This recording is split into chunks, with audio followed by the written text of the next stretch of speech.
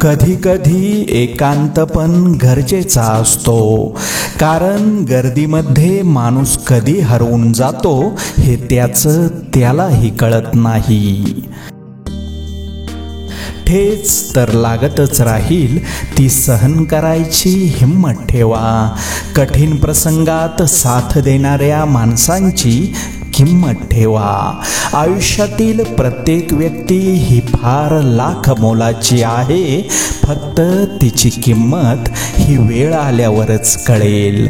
आयुष्याचं सोनं व्हावं, राख तर सर्वांचीच होते.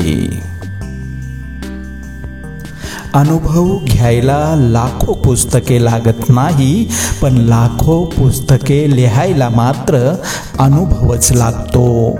काम करण्यासाठी नाव लागतेच असे नाही, पण नाव करण्यासाठी मात्र कामच करावे लागते.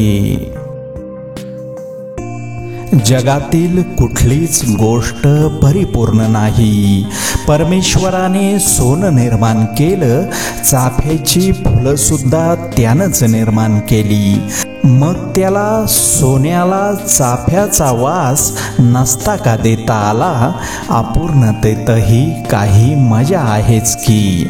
सोन्याकडून सुवासाची अपेक्षा मुळीच नाही, पण कमीत कमी सोन्याचे गुणधर्म तरी पूर्णत्वाने हवेत की नाहीत.